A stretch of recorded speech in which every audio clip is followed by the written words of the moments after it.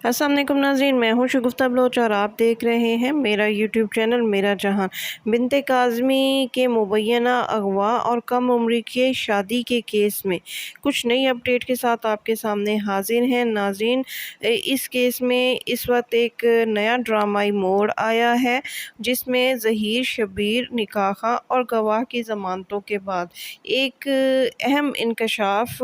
نے لوگوں کو حیران کر کے رکھ دیا ہے، اور وہ اہم انکشاف یہ ہے کہ کیا ظہیر نے 3 ساڑھے 3 ماہ کا جو عرصہ ہے جس میں زارا شبیر کے ساتھ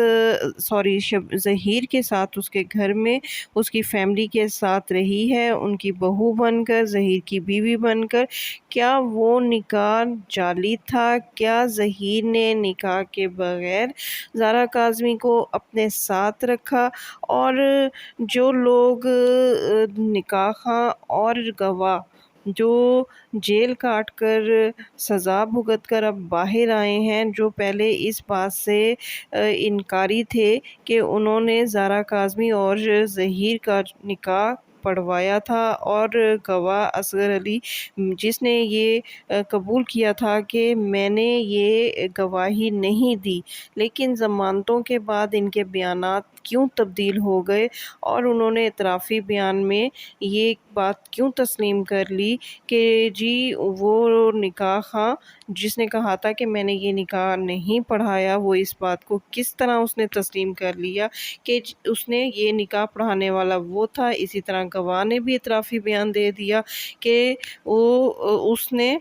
اس نکاح کی گواہی دی تھی۔ تو اس کیس میں اس حوالے سے آج ہم بات کریں گے، لیکن ویڈیو شروع کرنے سے پہلے آپ سے گزارش ہے کہ میرا چینل میرا جہان ضرور سبسکرائب کر لیجئے اور بیل آئیکن کو بھی پریس کر لیجئے تاکہ اس کیس کے حوالے سے نئی اپڈیٹ سے آپ بر وقت باخبر رہ سکیں۔ جی ناظرین، بات کرتے ہیں اب زارا کاظمی کے نکاح کے حوالے سے۔ بنت کاظمی 16 اپریل کو اپنے گھر سے غائب ہوئیں، اور اس کیس کی تحقیق جو اب تک سامنے آئی ہے اس کے مطابق 17 اپریل کو بچی کا لاہور میں ظہیر سے نکاح ہوا۔ اس کے بعد یہ لوگ کہیں مفرور ہو گئے اور 1 مہینے کے دور تک یہ لوگ کسی کے ہاتھ نہیں آئے، اور پھر جب پولیس نے ان کی تلاش شروع کی اور یہ لوگ پولیس کے ہتھے چڑھے اور منظر عام پر آئے، تو پولیس نے اس کیس کے جو مرکزی کردار تھے ان کو گرفتار کرنا شروع کیا۔ سب سے پہلے تو یہ بات آئی کہ ان بچوں کا نکاح کرانے والا کون تھا، کیونکہ بچے اگر مائنر ثابت ہو گئی، بچی مائنر ثابت ہو گئی جس کی عمر 15 سال تھی، تو اس کا نکاح پڑھانے والا مولوی کون ہے؟ اگر اس نے نکاح پڑھایا ہے تو اس نے ایک غیر قانونی کام کیا ہے، کیونکہ پاکستان کے آئین کے مطابق بچی کی عمر جب تک سندھ کے قانون کے مطابق 18 سال اور لاہور یعنی پنجاب کے قانون کے مطابق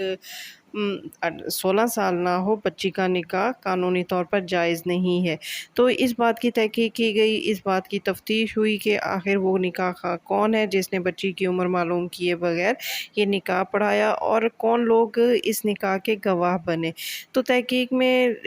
ان لوگوں نے، ظہیر اور شبیر نے تحقیق کے دوران جس مولوی کا ذکر کیا، اس مولوی کو جب اس مولوی سے رابطہ ہوا، اس سے پوچھ گچھ ہوئی، تو اس مولوی یعنی غلام مصطفیٰ جس نے یہ نکاح پڑھایا تھا، وہ اس بات سے انکاری ہو گیا کہ اس نے ان دونوں بچوں کا نکاح پڑھایا ہے، اور مولوی غلام مصطفیٰ نے یہاں تک کہہ دیا کہ اس نے تو زارا کاظمی کو اس سے پہلے کبھی دیکھا ہی نہیں ہے۔ یہی بیان سیم گواہ کا تھا، اصغر کا تھا۔ اصغر کو بھی جب پولیس نے گرفتار کیا اور یہ لوگ ان کی ضمانتیں منسوخ ہوئی اور یہ 3 ساڑھے 3 ماہ کا عرصہ انہوں نے جیل میں گزارا، اس دوران یہ مسلسل اس بات سے انکاری رہے کہ انہوں نے نہ گواہ جو تھا اصغر علی، وہ بھی اس بات سے انکاری ہو گیا کہ اس نے زارا کاظمی کو نہیں دیکھا اور وہ اس نکاح کا گواہ نہیں ہے، جبکہ ظہیر اور شبیر کا کہنا تھا کہ نکاح اسی غلام مصطفیٰ نے پڑھوایا تھا، اور شبیر کا کہنا تھا کہ ایک نکاح کی گواہی اس نے دی تھی اور دوسری گواہی اصغر نے دی تھی۔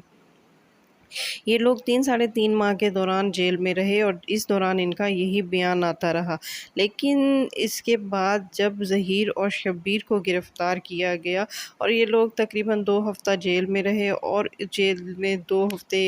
کی جیل کاٹنے کے بعد جب ان لوگوں کی ضمانتیں ہوئیں اور ان کی ضمانتوں کے طفیل نکاح اور گواہ کی بھی ضمانت عمل میں آئی، کیونکہ نکاح خواہ اور گواہ انتہائی غریب خاندان سے تعلق رکھتے تھے اور ان کے پاس اتنے پیسے نہیں تھے، کیونکہ نکاح خواہ اور گواہ کی ضمانتیں ظہیر و شبیر سے پہلے ہوئی تھیں، لیکن 1-1 لاکھ مچلقوں کے عوض ہوئی تھی اور ان کے پاس اتنے پیسے بھی نہیں تھے کہ وہ 1-1 لاکھ ادا کر سکیں۔ لیکن جب ظہیر و شبیر کی 2-2 لاکھ روپے مچلقوں کے عوض ضمانتیں ہوئیں تو ان کے طفیل نکاح خواہ اور گواہ کی رہائی بھی عمل میں آئی اور ان کے جو مچلقوں کے پیسے تھے وہ بھی ادا کر دیے گئے۔ اب جیسے ہی یہ لوگ باہر آئے تو ایک ان کا معاہدہ طے پایا اور شاید یہ بات سامنے اس بات کی پولیس کو تفتیش کرنی چاہیے کہ یہ لوگ اگر پہلے اپنے بیان سے انکاری تھے اور اب اس بات کو تسلیم کر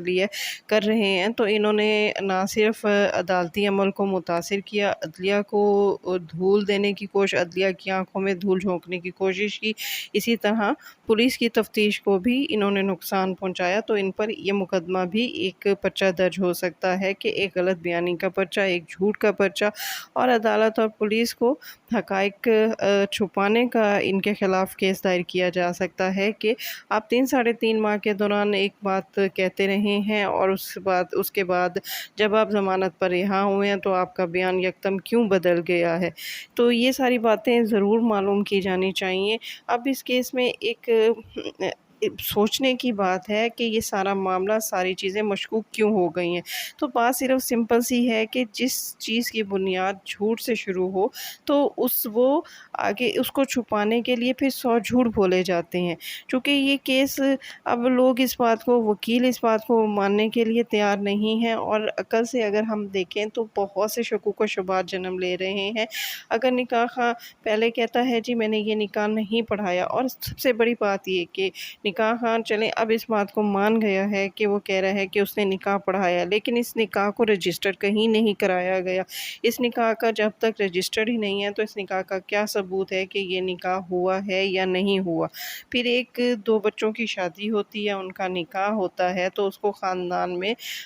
اس کا اعلان کیوں نہیں ہوا؟ پھر ظہیر اور دعا کا ولیمہ کیوں نہیں اب تک ہو سکا؟ کیوں خاندان میں اس کو بطور بہو متعارف نہیں کرایا گیا؟ یہ وہ سوالات ہیں جو اب بہت زیادہ توجہ مانگ رہے ہیں انصاف دینے والے اداروں سے، عدالتوں سے اور پولیس سے، کہ وہ اس بات کی تحقیق کریں کہ اس میں کہاں کہاں یہ جو مبہم پن ہے، کہاں جو سکم ہے، اس کو انہوں نے کیسے دور کرنا ہے۔ پھر اس کہانی میں ایک نئے کردار کا اضافہ ہوا ہے، وہ ہے نواز بلوچ۔ اس کے بارے میں کہا جا رہا ہے کہ نکاح غلام مصطفیٰ نے نہیں بلکہ نواز بلوچ نے پڑھایا ہے، جبکہ نواز بلوچ کا کہنا ہے کہ وہ نکاح رجسٹرار ہے اور اس کی موجودگی میں غلام مصطفیٰ نے یہ نکاح پڑھایا تھا۔ پھر سوال یہاں یہ پیدا ہوتا ہے کہ اگر اس کی موجودگی میں یہ نکاح ہوا ہے، یعنی نکاح خواہ نے نکاح پڑھا دیا، تو پھر نکاح رجسٹرار جو ہے اس نے اس موقع پر نکاح کو رجسٹر کیوں نہیں کیا؟ یعنی ہر بات میں ہی ایک مبہم پن ہے، ہر بات میں ہی بھی شک و شبے کی گنجائش ہے، اور ہر چیز جو ہے وہ ایک نئے شک کو جنم دے رہی ہے۔ لیکن سب سے اہم بات یہ ہے کہ یہ نکاح اب مشکوک ہو گیا ہے، ورنہ کون سا ایسا شوہر ہے؟ زارا کاظمی کیس میں جو چیزیں سامنے آئیں، جس طرح بچی کو لاہور سے ساؤتھ پنجاب کے علاقوں میں لے کے جایا گیا، مانسہرہ بالا کوٹ میں اس کے ساتھ جو شرمناک سلوک کی تفصیلات ہیں، تو کوئی بھی غیرت مند شوہر کس طور پر یہ گوارا کر سکتا ہے کہ اس کی بیوی اس کی عزت کے ساتھ اس قسم کا سلوک کیا جائے؟ تو اب یہ کام قانونی اداروں کا ہے، یہ کام ہماری عدلیہ کا ہے کہ اس حوالے سے تفتیش کرے کہ نکاح نامے کا جو کاغذ پیش کیا گیا ہے، نکاح نامہ جو عدالت میں پیش کیا گیا ہے، وہ اصلی ہے یا نقلی ہے، اور اگر یہ نکاح نامہ اصلی ہے تو نکاح خواہ اس نکاح نامے کو قبول کرنے کے لیے راضی کیوں نہیں ہے؟ اس بات کی تحقیق جب تک نہیں ہوگی یہ کیس منطقی انجام کو نہیں پہنچ سکے گا۔ اس کے ساتھ ہی شگفتہ بلوچ کو اجازت دیجیے، جیسے ہی نئی معلومات آئیں گی اس کیس کے حوالے سے مزید اہم انکشافات سامنے آ رہے ہیں، وہ میں آپ کو اگلی ویڈیو میں بتاؤں گی۔